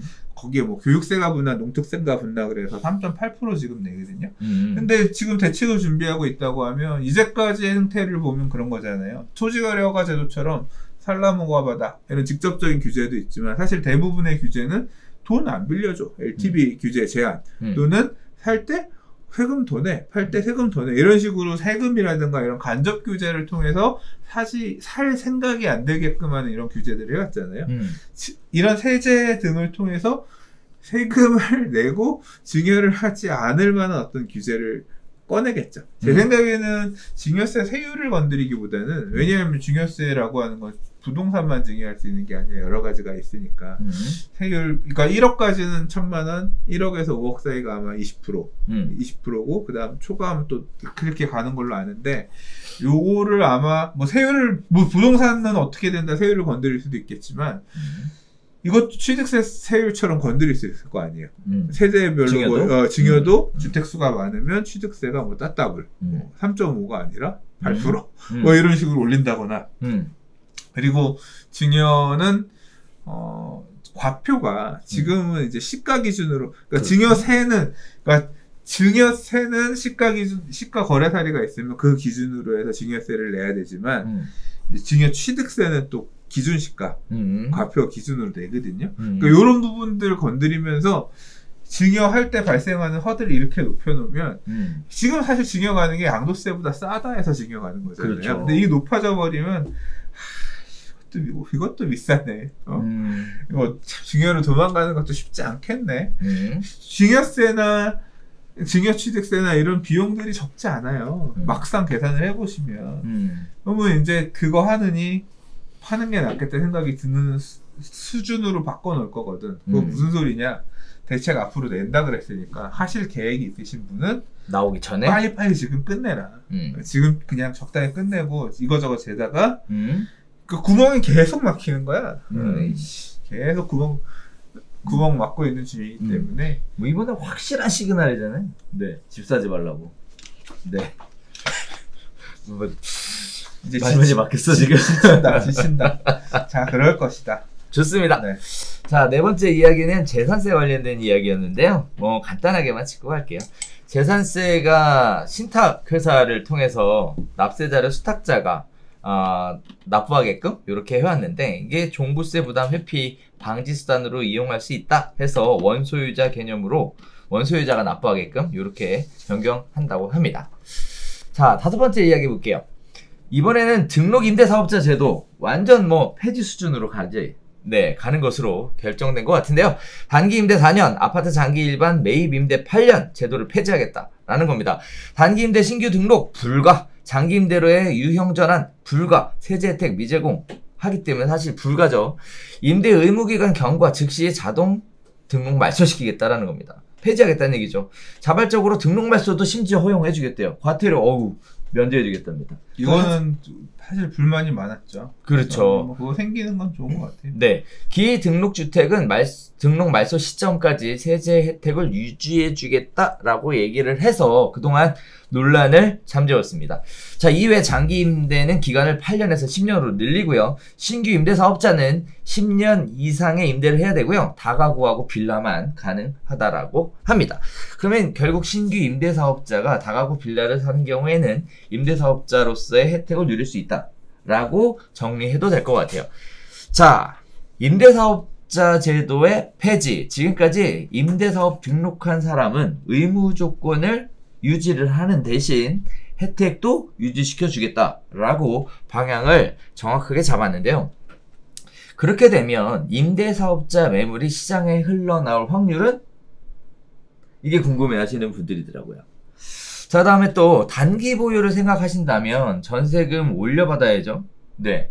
그래서 매각을 생각해야 되는 거고, 자, 장기 보유를 생각하신다면 보유세, 양도세 혜택을 받아야 되니까 이제 앞으로 의무 기간에 대해서 지켜야 되는 이런 어떻게 보면 기로에 서 있는 거죠. 이제 다시 우리 처음 할 때도 임대사업자 등록을 할 거냐 말 거냐 할 거냐 말 거냐 이었다가 이제 또 제도가 없어질 때 유지할 거냐 폐지할 거냐 유지할 거냐 폐지할 거냐 뭐 지금 들리는 얘기는 임대사업자 등록이 50만 명, 임대사업하고 있는 주택이 125만 채 정도 이렇게 된대요. 네, 어마어마하죠.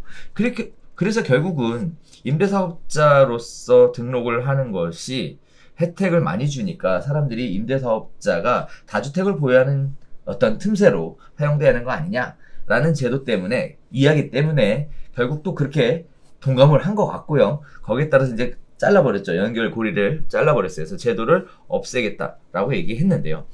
자, 이렇게 되면 한편으로 임대사업자가 125만 채라면 어마어마한 주택을 갖고 있는데 이게 시장에 나와주길 기대하는 마음으로 임대사업자를 폐지를 해도 과태료를 부과를 안 하겠다라고 한 거잖아요.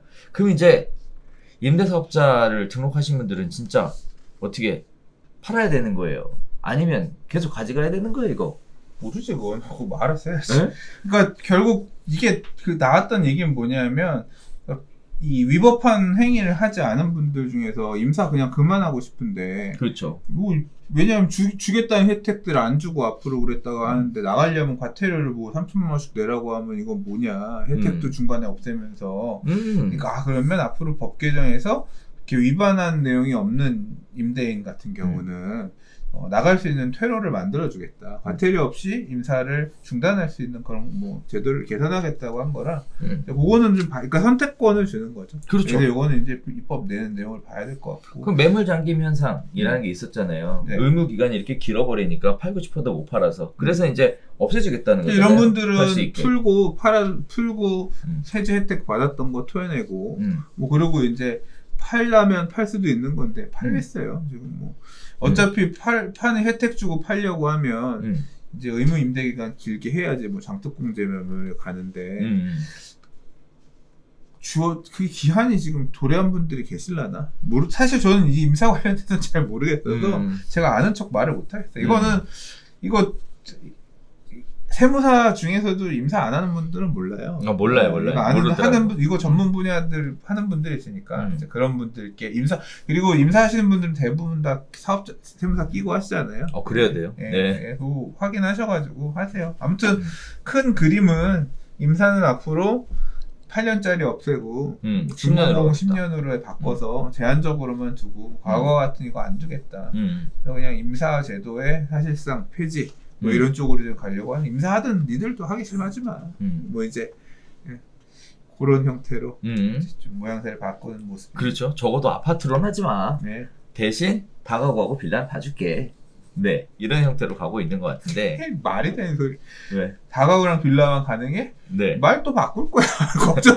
어떻게 믿어 이걸?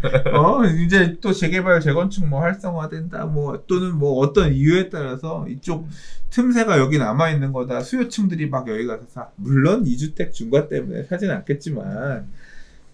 어쨌거나 상황이 바뀌면 또 이것도 또 다시 바뀔 수 있죠. 그래서. 네네.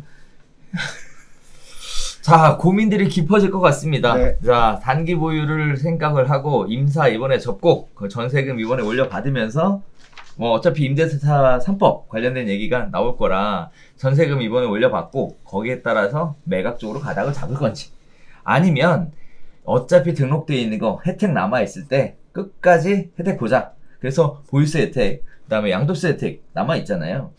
끝까지 혜택 보자. 그래서 장기 보유로 그러니까 가닥을 잡을 길게 건지. 오히려 묶은 분들은 그냥 임대 안 올리고 일단 8년 10년 기다려 맞춰서 그때 가서 8년 10년 뒤에 어떻게 바뀔지 어떻게 알아. 그러니까 정책 기조나 아니면 지금도 부동산 가격이 급등하고 너무 불안하니까 이 지금 임사 개새끼 이런 소리가 나오는 거지. 시장이 또 안 좋아지고 그러면 또 시장의 평가는 또 달라질 수 있잖아요.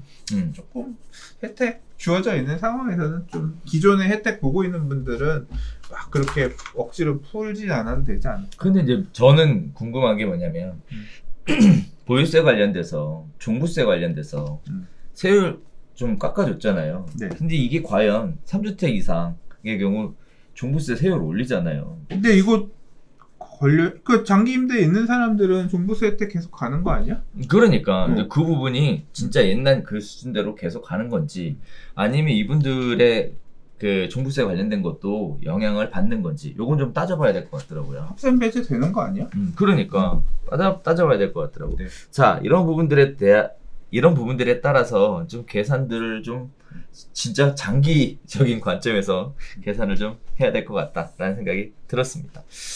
자, 임산 잘 모르니까 넘어가겠습니다. 자, 6번째 이야기로 가볼게요. 세법 개정이 7월달에 임시국회 통과를 목표로 한대요. 지금 뭐 정부에서도 그렇고 그 다음에 당에서도 그렇고 뭐 난리들이 났습니다. 임대차 3법에 대한 것도 추진도 조속하게 이번에 같이 밀어붙일 그럴 계획인 것 같아요. 뿐만 아니라 간주임대료 관련된 부분도 사실 이번에 전혀 언급이 안 됐었는데 이거 하겠다고 얘기가 나왔던 부분이라 개인적인 생각으로는 이 부분에 대한 것까지 같이 그냥 통으로 밀고 가지 않을까. 즉 보유세 부담 플러스 소득세 부담까지 이렇게 나오지 않을까라는 얘기가 예상이 되고 있는데요.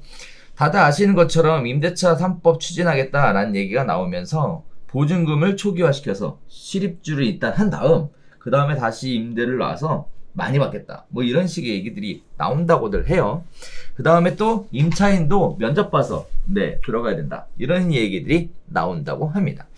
자, 임대를 올려받으려면 임대사업자 폐업해야죠. 더 올라갈 것 같으면 양도소득세 비과세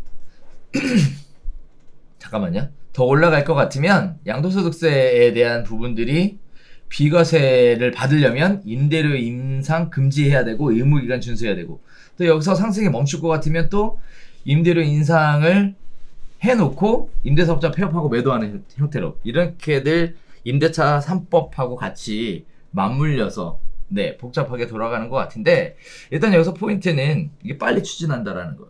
7월 달에 진행하겠다라는 거. 그럼 7월 달에 적용한다 그러면 적용 시기에 대해서도 언제 하겠다고 대충 얘기가 끝나 있는 상태죠. 취득세 관련된 부분만 적용이 되면 바로 적용이 되지 않을까? 라는 생각을 하게 되는데 그러면 생각보다 7월이잖아요 지금 벌써. 임시국회 통과시키겠다. 통과가 안 될 가능성은 매우 낮을 것으로 보여지고 있는데 그러면 생각보다 뭔가 대책을 세우려면 서둘러야 되지 않을까? 라는 그런 생각도 좀 들었어요 저는. 뭐 대책을 세울 게 없지. 왜요? 지금 뭐 임대를 어떻게 바꾸거나 할 수 있어? 있는 데를 두들겨 맞아야지. 그러니까 그렇게 카드가 별로 없잖아요. 뭘 팔 수 있거나 증여를 하거나 할 수 있잖아. 하세요. 그러니까 지금 결국은 지금 아까 좀 이제까지 우리가 취득세고 재산세고 양도소득세고 다 지금 법안을 내서 이제 요 7월 임시국회에서 통과를 시킨 다음에 뭐 내년에 적용될 것들, 올해부터 바로 적용될 것들 이렇게 지금 한다고 했는데 그거와 더불어서 사실 이번 대책에서 임대차 3법에 관련된 얘기는 하나도 없었어요. 없었어요. 그래서 이 내용은 어디 나왔냐면 나중에 이제 질문 답변할 때 맞아요. 임대차 3법 얘기가 나왔는데 하겠다라고 얘기를 했는데 구체적으로 어떻게 방향을 세우는지에 대한 언급은 없었어요. 근데 어떤 언급을 하나 하셨냐면 상가임대차보호법이 2018년에 개정이 되거든요. 그때도 상가임대차보호법 개정할 때도 갱신이 있었다. 그러니까 기존에 있던 임대차에도 영향을 끼치는 그런 게 있었기 때문에 주택임대차도 마찬가지로 그렇게 영향을 끼칠 것이다. 그러니까 지금 결론은 이거야. 내가 전세를 5억 주고 있는데 지금 전세가 올라서 시세가 6억이 됐어. 지금 살고 있는 세입자가 올해 이제 재계약을 하고자 하는데 나는 5% 상한에 걸려서 요 임대차 3법이 추진이 되면 나는 시세 6억 내놔. 6억 내주면 계약해줄게. 이걸 할 수 있냐.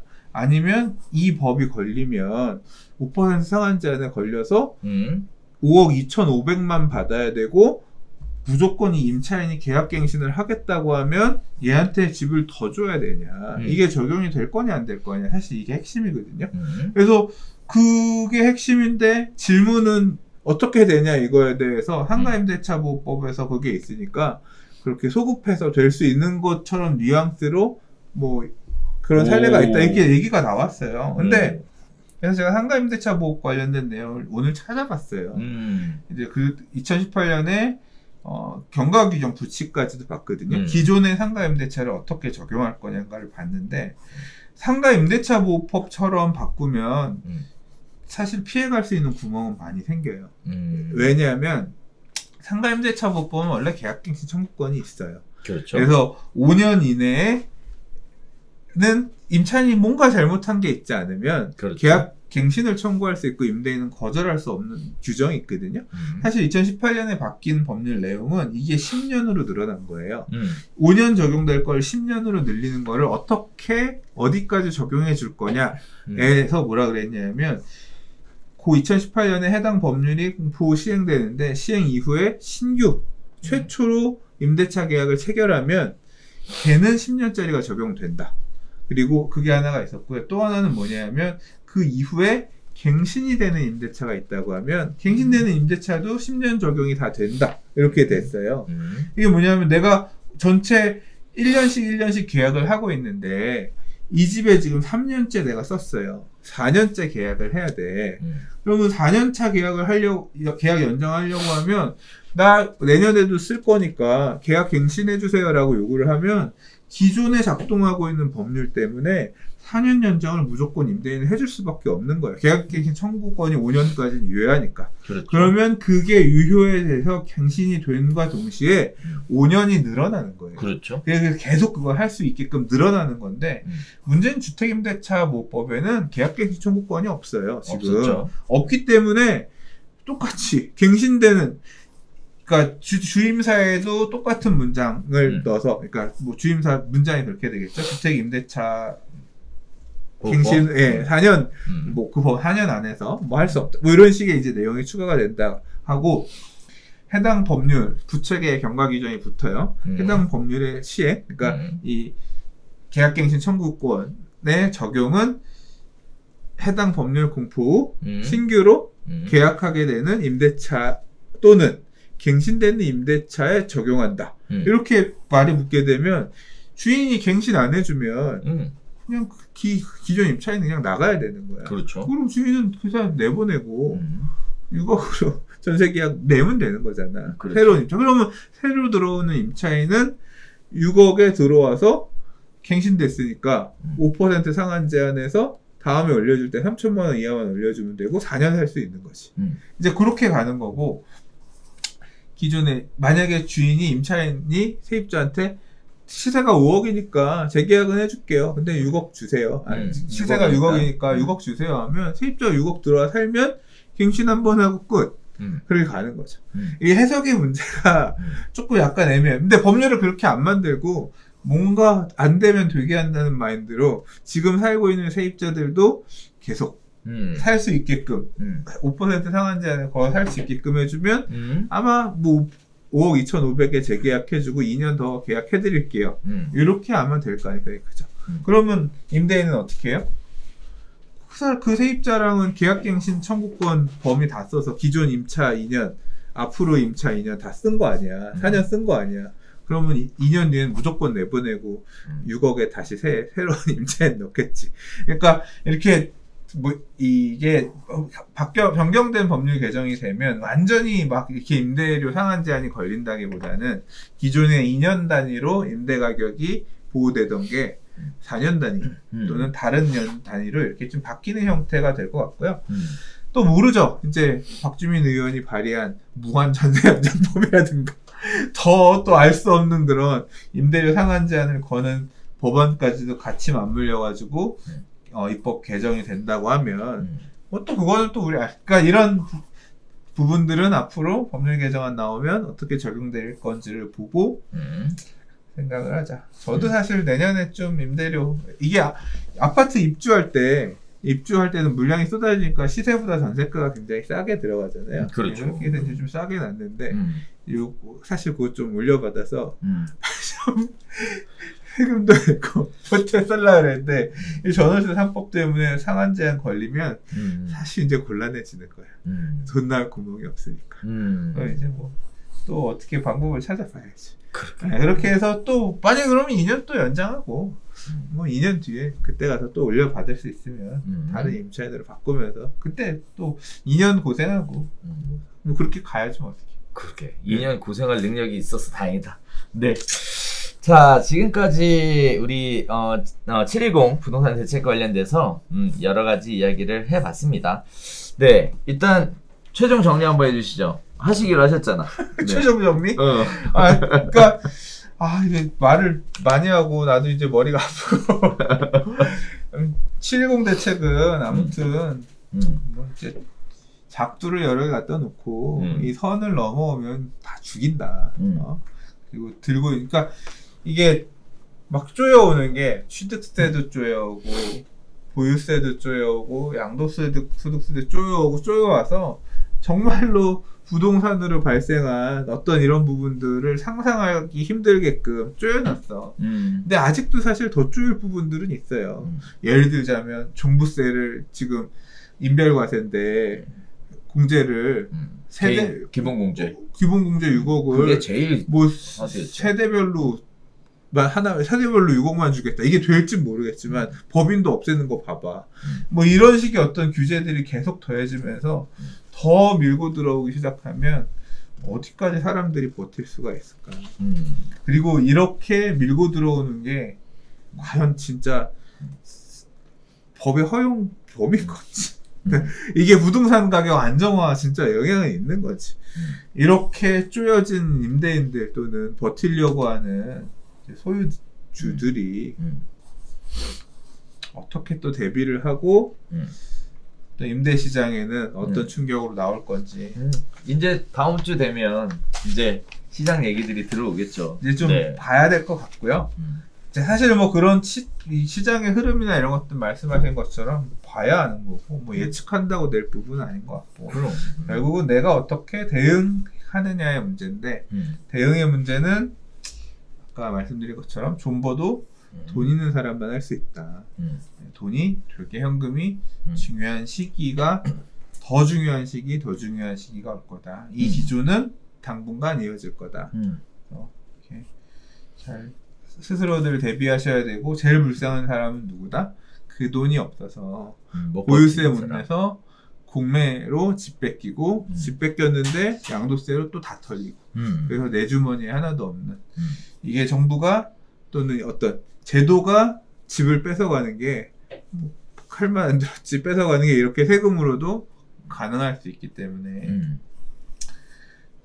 돈을 잘 열심히 일해서 확보하자. 돈 벌어야 되겠네. 그리고 대응을 하자. 그래서 사실 오늘 오전에도 저희 이제 초등학교 국민학교 동창 친구가 갑자기 패매를 보내가지고 뭘 물어보더라고요. 지금 일시적 1세대 2주택에 따라서 기존 주택을 양도할 수 있는 기한이 몇 달 있대요. 이걸 팔아야 될지 아니면 2주택을 가야 되는 게 맞는 거지. 2주택을 가면서 이거 뭐 자녀들한테 증여를 장기적으로 증여하는 플랜을 가야 될지 이런 걸 물어보더라고요. 네가 알아서 해라. 답변은 했지만 사실 나라면 지금의 종부세 이런 규제가 내가 지난 텀에서 봤던 것보다 훨씬 무섭고, 그때 뭐라고 얘기했는지 아세요? 지난 참여정부 노무현 대통령 시절에 우리가 벌벌 떨었던 보유세는 뭐였는지 아세요? 실효세율 1% 만들겠다 그랬어요. 그거에 벌벌 떨었어 그때는. 그래서 실효세율 1% 저게 말이 되는 소리야? 10억이면 1년에 1,000만 원을 내게 한다고? 미쳤네. 그때는 그랬어요. 지금 6% 이런 게 아니야. 실효세율 1%를 장기적으로 가겠다 이렇게 얘기를 했단 말이야. 그때 그러고 떨었는데 지금 엄청나게. 근데 아무튼 그 친구한테 한 말은 지금 너는 새 테크를 양도세 기존 주택을 안 하고 이렇게 갈 수 있는 돈을 들고 있는 거 아니? 그 기회를 어쨌거나 쥐고 있는 거 아니냐? 일시적 1세대 2주택에 따라서.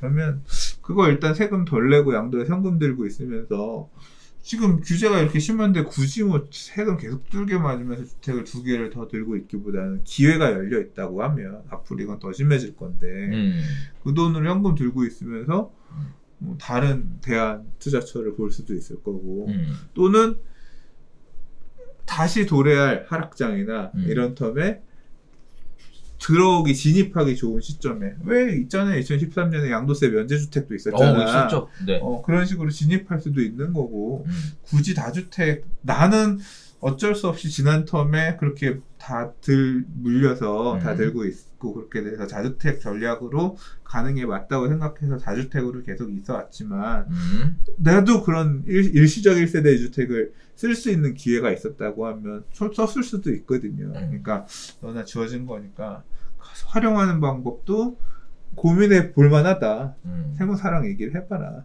굳이 나는 막 지금 이 상황에서 지금 이 시점에서 다주택 전략을 빠져나갈 기회가 있음에도 불구하고 쥐고 고수하겠다라고 가는 게 꼭 옳은 선택만은 아닐 수도 있다. 이런 식으로 얘기를 했거든요. 그렇군요. 뭐 아까 말씀하셨던 것처럼 50% 내고라도 파는 게 나중에 70% 80%의 공매 당하는 것보다 나은 선택이 될 수도 있잖아요. 이거는 사람마다 다 다를 거예요. 그렇죠. 케이스가 다 다를 케이스죠. 거기 때문에 네. 정권 바뀌어도 안 바뀔 수 있어요. 제가 경험한 흐름은 그래요. 저 이명박 대통령 됐을 때 노무현 참여정부 끝나고 나서 이명박 대통령 시절에 공약이 뭐였는지 아세요? 그때 나 아직도 기억해. 근데 다 허상 같은 그런 지난 얘기인데 뭐 어디서 그 선박을 화지기 위해서 가면 이 항에서 어디 가면 길을 몇 번 건너는데 그 안에 전봇대가 몇 개래. 그래서 그 전봇대를 거쳐서 가면 차가 이 회전을 해야 되는데 이거 가기 못 간다는 거야. 그 전봇대들 때문에 너무 돌아가야 되고 이런 상황이 지금 벌어지고 있다는 거지. 규제가 나라엔 너무 많아서 이 전봇대 같은 규제들을 다 뽑아서 차가 한 방에 쉽게 갈 수 있게끔 그렇게 얘기를 했어요. 나는 얼마나 좋겠어. 그래서 그럼 이 부동산에 걸려있는 이런 규제들 이런 것도 다 뽑히고 이제 좋은 세상이 오겠구나 생각했는데 웬걸 집값이 2009년에 불안해질 것 같으니까 보금자리 주택 할게요. 그래가지고 세곡동 내곡동 다 때려 부수고 집 짓는다. 야씨 재개발 조합원 서대문구 끝자락에 있는 재개발 조합원 아파트 조합원 분양가가 4억 3천에 일반 분양가가 5억 5천이었는데 세곡동 내곡동에 아파트 일반 분양가 3억 때린다고 환장하는 거지. 우리 조성원가가 4억 9천인데 그거 받아야지 뭐하러 이거 사냐고 그 소리 나오고 그 당시에 그랬고 세금도 이제 되게 낮춰주고 좀 혜택을 준 부분이 있지만 규제 딱 한다고 하니까 그 전에는 투기과열지구라든가 투기지역 지정된 곳만 이게 갔는데 LTV DTI 규제도 수도권 그냥 다 묶어버리고 규제하면서 수요 묶는다고 해서 그런 거 있어서 예상보다 그렇게 그러니까 시장 동향 이명박 대통령 시절에 2009년, 10년, 11년, 12년, 13년 안 좋았지만 강남 3구의 투기과열지구가 해제가 된 게 투기 지역이 해제가 된 게 2012년, 2013년이에요. 몇 년 동안 안 풀어줬어. 그럼요. 계속. 그래서 제한이 계속 있었다고요. 그래서 이게 정권 바뀐다고 이렇게 이게 가던 추세가 약간 어떻게 하나씩 바뀔 수는 있어도요. 그렇게 그렇죠. 어제까지 있었던 나에 대한 촉박이 확 없어지진 않아요. 그렇기 때문에 이런 그 흐름들이 어느 정도 가는 범위 안에서 대비를 해야 된다. 현금을 잘 확보하셔라. 규제는 빠르게, 규제 완화는 늦게 진행되는 얘기죠. 정권이 바뀌어도 일단 네. 자금줄인데 보유세는 계속 돈인데.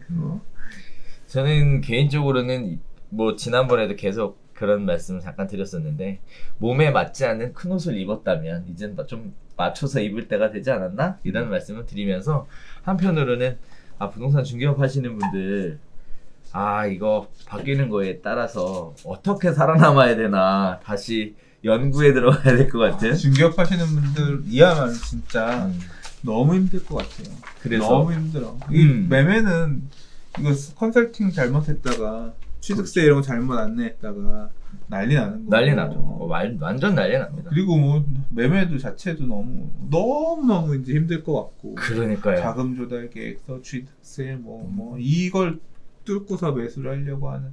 그러니까.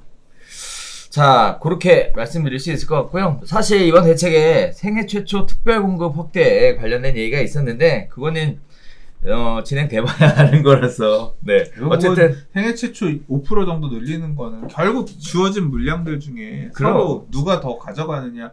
40대가 가져갈 가점제 물량을 5% 정도 더 뺏어가는 그런 정도인 거고, 신혼부부 뭐 허들 높여주는 것도 옛날에는 10명밖에 못 달라달라는데 어차피 물량은 똑같은데 13명이 그렇죠. 달러들어서 가져가야 뭐 그런 정도이기 때문에 결국 칸쳐놓고 너네까지 조금 봐줄게.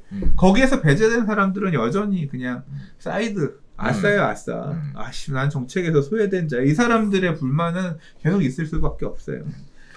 결국 그 조건에 맞아도 당첨 안 되면 내 건 아니지.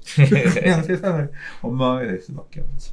이 공급 대책은 뭐 좀 앞으로 놓고 봐야 될 것 같고 3기 신도시를 기존보다 조금 더 밀도를 높여서 빽빽하게 짓는데요. 뭐 5가지 아까 얘기했던 네 그런 식의 공급 대책이 있었죠. 네. 네.